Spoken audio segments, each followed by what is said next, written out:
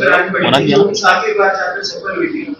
तो हमने इनसे अनुरोध किया था कि हमारी पिछले 6 बार की हुई जो भी है तो इनका भी कल हमारे पास फोन आया था कि आपकी एक ही बार की पेमेंट होगी जो आपने दो बार एक महीने में पे कर रखी है, पर 7 बार पे कर रखी है जिसमें से एक बार से सफल हुई है।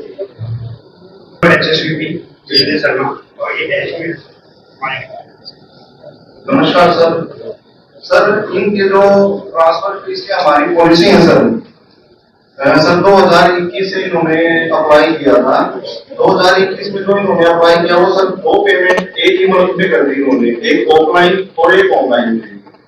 वो हम रिफंड कर देंगे सर। अदर जो हमारी सारी इन्होंने जो पेमेंट्स की है सर ट्रांसफर के लिए, उस पेमेंट में हम एज पर पॉलिसी रिफंड नहीं बनता सर इनका भी।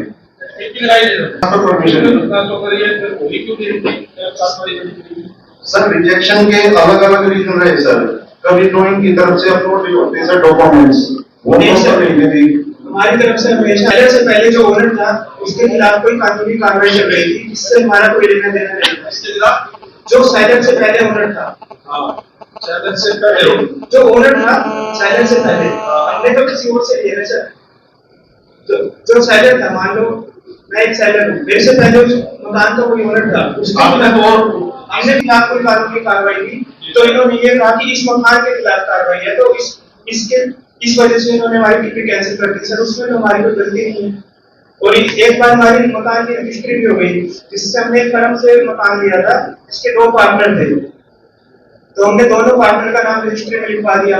टीपी में इन्होंने एक पार्टनर का नाम लिखा, तो इन्होंने कहा जिस ओनर का नाम वो एक था जी, जो इनके पास रजिस्ट्री थी उसमें ओनर 2 थे जी। तो हमने ये कहा था कि पहले हमारे रिपोर्ट में आप चेंज कराएं, 2 ओनर होने के बाद हम लोग ट्रांसफर जारी करेंगे, उसमें 2 ओनर का नाम। आपके पास एक था तो 2 की रजिस्ट्री कैसे होगी सर? वो हमारे यहाँ पे नहीं हुई सर। हम ट्रांसफर जो एज पर रिपोर्ट एक के ही नाम जारी करेंगे जी, ये ओनर है और ये ट्रांसफर 2 के नाम लिख देते हो आप सर? शेयर में हो जाते हैं जी। शेयर में होते तो शेयर की तो बात करें, वो किसके नाम थे पहले दोनों के नाम था?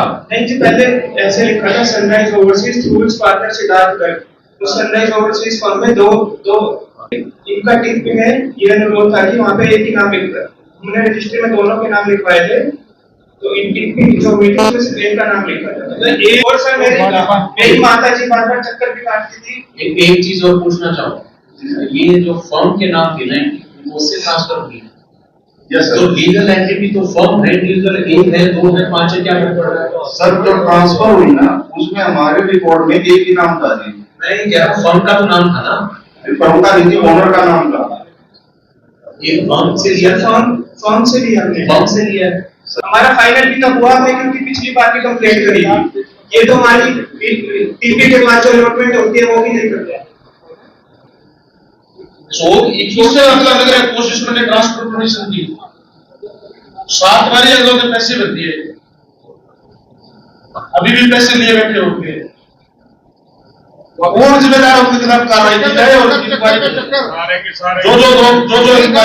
कार्रवाई की जाए, इन्वॉल्व है जो करप्शन की वजह से जो नहीं कर पा रहे उनके खिलाफ मुक्ति आ जाए।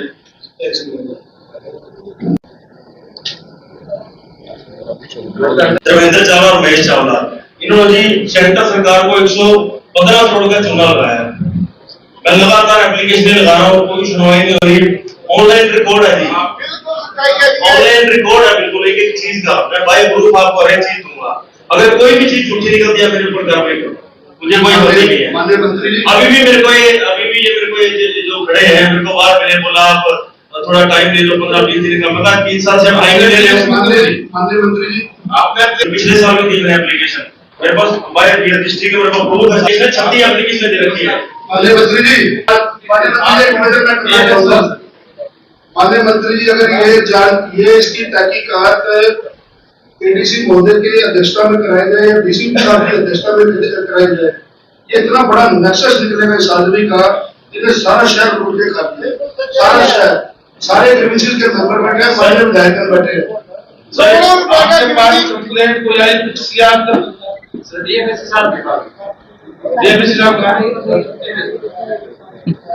ये तो वैसे ही सरकार की तरफ से ये मेरा आपसे आग्रह है कि इसकी जांच पीसी साहब अगर अपने सुपरिटेंडेंट रहे, मैं भी बबरी तो मैं भी बोल चुका हूँ, लेकिन मेरे विजिलेंस से जांच इसकी करवाई जाए, क्योंकि ये जो अपना इन्होंने कंप्लेंट दी है, कोई इनके सामने कंप्लेंट देने नहीं आता था।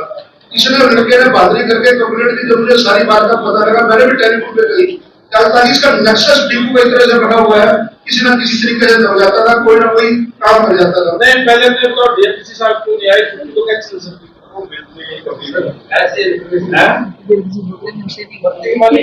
करोड़ों रुपए का गरीबों का अनाज, करोड़ों रुपए का गरीबों का अनाज, ये 4 लाख करोड़ खाएगा जी। करोड़ों रुपए का गरीबों का अनाज जो 5,000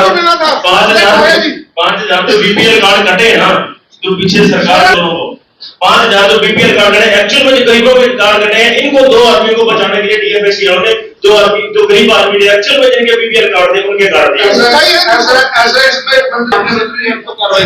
सर एक छोटी सी बात, आज से 15 साल पीछे सर ये आगे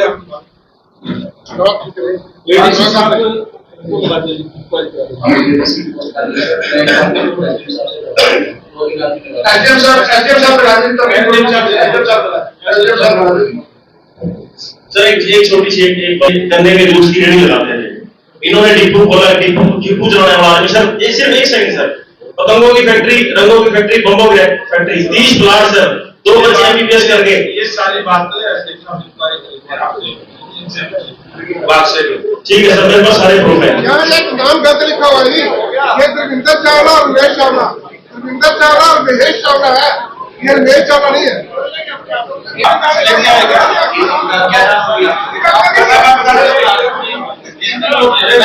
मनिंदर सिंह नाम है, मनिंदर सिंह, इन्होंने 2023 में शिकायत की और 2024 में भी दी, और मेरे पास आए तो भी, मेरे ऑफिस में आए, मेरे पास भी देखी गई शिकायत, आपको मेरे पास नहीं, आपके पास आई होगी। अगर इसमें निकला तो आपके सारे अधिकारियों पे कार्रवाई की होगी, ये चीज सुनिश्चित कर लो। सर पहली चीज तो ऐसी जो शिकायतें और भी है वो अभी जाके देखो, ठीक है, और इसमें इतने दिन तक बड़ी हुई आपने कोई इंक्वायरी नहीं की, ठीक है। सर मेरे पास फोन आता है कि आपकी एप्लीकेशन दफ्तर दाखिल कर दी, आप तो आप करोगे तो भी नहीं होना है। ठीक है सर, थैंक यू। पड़ता है, गांव से दूर पड़ता है, लैंड वहां तो है नहीं, हम कोडबर में जमीन दे सकते हैं, और जो नियर अबाउट जो बड़ा पंचायत की जो जमीन है वो साउथर्न रोड पे पड़ती है, दूर पड़ती है, उसकी कीमत बिल्कुल मतलब कम है ओवरलैंड से, और ये जो है सभी तो ब्रांच का वैसे जो नहर है उस नहर के नीचे हो गया। तो अगर इसका अंदर पंचायत की लैंड पड़ती है नहर के पार, या अंदर नीचे कोई साइफर वगैरह बना करके पंचायत की ही खुद की लैंड है गौशाला के आसपास, तहसील के पीछे, या तो वहां पे उनका कोई साइफर वगैरह बना के वहां डाला जा सकता है, क्योंकि अगर लैंड पे कम को भी इशू आ जाएगा कि वो ज्यादा कीमत का है, वो जमीन है, और जो बड़ा पंचायत की जमीन है वो साउथर्न रोड पे पड़ती है। कोर्ट में भी या कोर्ट में भी इसका केस डिस्मिस हो गया। मिले थे 13,10,000 रुपए मिले थे, बट उनका उस टाइम आउटस्टैंडिंग बिल इंटरेस्ट लगा के 22,000 रुपए था, तो 22 लाख। मैं एग्जैक्ट अमाउंट बता देता हूँ, मैं एग्जैक्ट अमाउंट बता देता हूँ कि आपने के पास कितना आउटस्टैंडिंग था, और हमने जो सर लोन अकाउंट की स्टेटमेंट प्रोवाइड की है ना, उसमें क्लियर है कि कोई भी इंस्टॉलमेंट पे नहीं क्लियर है, तो लोन की स्टेटमेंट है मेरे पास, वो मैं लेके आऊँ, पर वो इनके सेविंग अकाउंट की स्टेटमेंट नहीं है। आप लोगों के सर ग्रुप में किसने किस्त पर रखी है, एडीएम साहब ने भी देख लिया और हमने भी देख ली, उस किस्त का इनके पास कोई रिकॉर्ड नहीं, बैंक के पास कोई रिकॉर्ड नहीं है, इन्होंने जमा नहीं निकाली।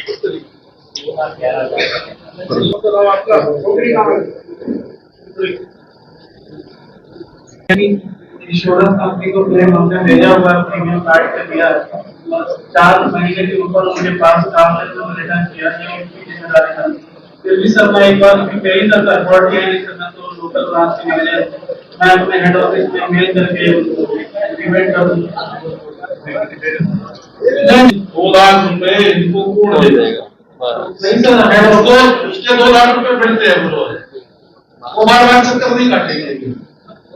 आप लोग डिसाइड करें, या जो कानूनी कार्रवाई करती है किसान से कार्रवाई करें। सर अभी हायर अथॉरिटी से बात की हमने, जी जाके थोड़ा सा समय ले लो आप। उसी के लिए बात है, सब आपको लेनी पड़ेगी। आप तैयार ले लो, 1 लाख के लिए तैयार है, लेकिन ये है कि ऊपर से अप्रूवल लेने के लिए 2 लाख रुपए की 2 लाख रुपए उनके पड़ते हैं, बीमा किया हुआ है, उससे कोई आधा नहीं, कोई और नहीं, पेमेंट दे चाहे बैंक दे, चाहिए तो आपको डिसाइड कर दो, 1 सप्ताह के अंदर आप डिसाइड करके बता दो। 1 सप्ताह के बाद में अगर ये देते हैं तो ठीक है, अभी डिस्पोज ऑफ नहीं कर रहे।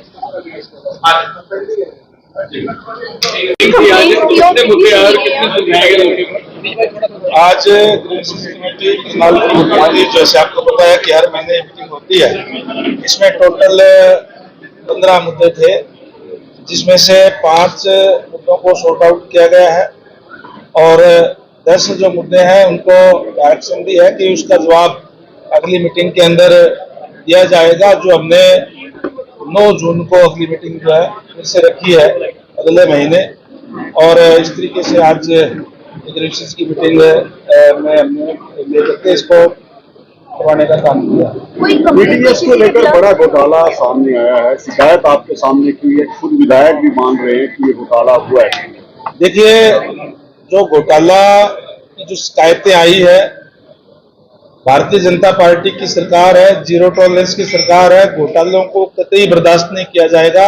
उसकी इंक्वायरी के लिए ऑफिसर को दे दिया गया है और जैसे ही इंक्वायरी आएगी उसके खिलाफ अगर उसमें घोटाला पाया जाता है तो फिर सख्त एक्शन लिया जाएगा। बिल्कुल आपने ठीक कहा कि हमारे जो यूनिवर्सिटी के मेंबर भी और विधायकों तक भी शिकायतें, क्योंकि विधायक डायरेक्ट जनता से जुड़ा होते हैं, उनके पास भी शिकायतें आई हैं और उसकी इंक्वायरी के लिए कह दिया गया है। जो भी उसके अंदर दोषी होगा उनके खिलाफ सख्त कार्रवाई की जाएगी। डीएफएससी आज को आना चाहिए था और वो आए नहीं, उनके खिलाफ भी कार्रवाई के लिए लिख दिया गया। प्रदेश की नदियों में गेहूं के बैग सिलाई में गेहूं लगा हुआ है ओपन में, 3 बरसात निकल चुकी है और खाली उसमें तरपाल नहीं डालेगी, पहले पर्ची लगाई गई है और कोई अधिकारी बोलने को तैयार नहीं है। यहाँ से 10 किलोमीटर दूर जुड़ाव में है। इसकी DFSC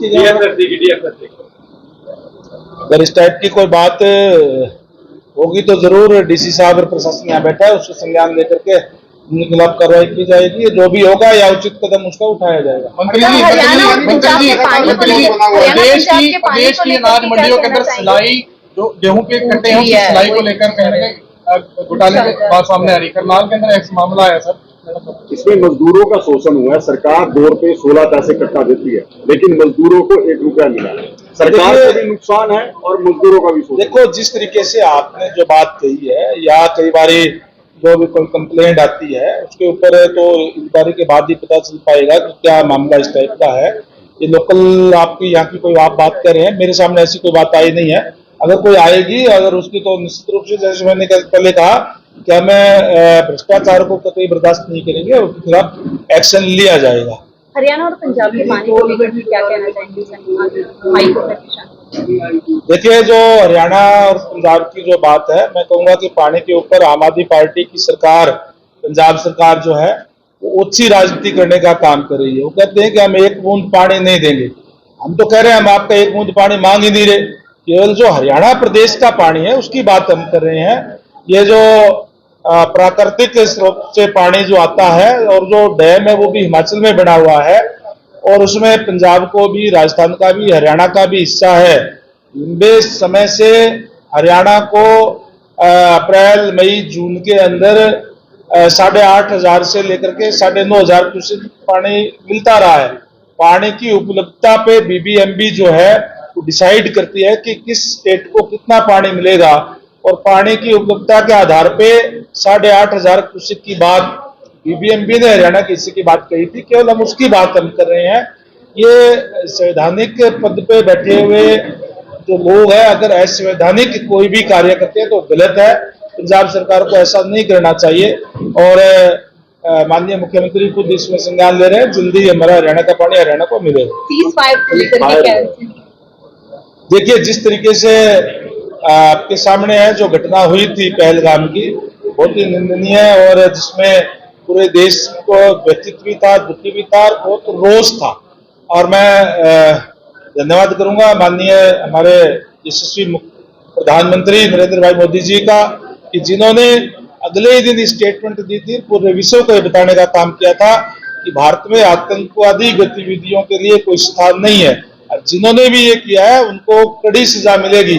मैं समझता हूं कि एक साथ 9 जगह पे आतंकी हमलों के ऊपर आतंकी ठिकानों के ऊपर हमले करके उनकी कमर तोड़ने का काम हमारी सेना ने किया है। हम सेना को भी सैल्यूट करते हैं और मैं समझता हूं कि उन्होंने इस बात की कल्पना भी नहीं की होगी कि घर के अंदर घुस करके 9 जगह के ऊपर इस तरीके से उनकी कमर तोड़ने का काम करेंगे।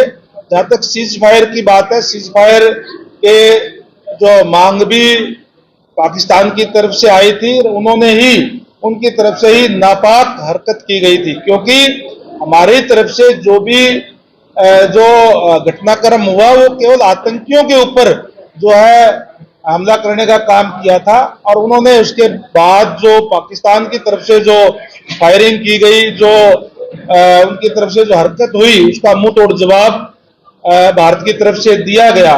और उसके बाद भी उन्होंने जो उल्लंघन किया था, मैं समझता हूं कि आज जो बातचीत के बाद में उनका हो गया। अगर फिर भी अगर उनकी तरफ से कोई हरकत की जाएगी तो हमारी सेना तैयार है उनका मुंह तोड़ जवाब देने के लिए। मंत्री जी, करनाल आई गई क्योंकि दोनों साइड स्लिप वे नहीं है, जिसमें काफी परेशानी आ रही है, तो हॉस्पिटल में सरकार क्या नहीं है, स्लिप वे बनना था कि स्लिप वे नहीं बना रहे हैं। देखिए, लोकल इश्यू है, ये मेरे संज्ञान में नहीं है। अगर कोई ऐसा होगा तो जरूर वो करवाया जाएगा डिपार्टमेंट की तरफ से। सड़कों को लेकर क्या कुछ विवाद करने जा रहा है कि कई सड़कें हैं प्रदेश भर में तो कंडम है, उनको लेकर क्या नहीं? हरियाणा प्रदेश के अंदर टोटल लगभग 50,000 किलोमीटर की रोड है, जिसमें NHI भी है और हमारी स्टेट हाईवे और PWD के जो विभाग की है, जिसमें से 30,664 किलोमीटर की जो रोड है वो PWD जिसका देखरेख करने का काम करता है। जो 14,300 किलोमीटर की रोड हमारी DLP पीरियड के अंदर है। तो अधिकारियों को हमने सख्ती से निर्देश दे दिए हैं कि 15 जून तक अगर कोई DLP पीरियड की जो भी रोड है उसके अंदर अगर कोई कमी है तो उस एजेंसी से ठीक करवाने का काम करें।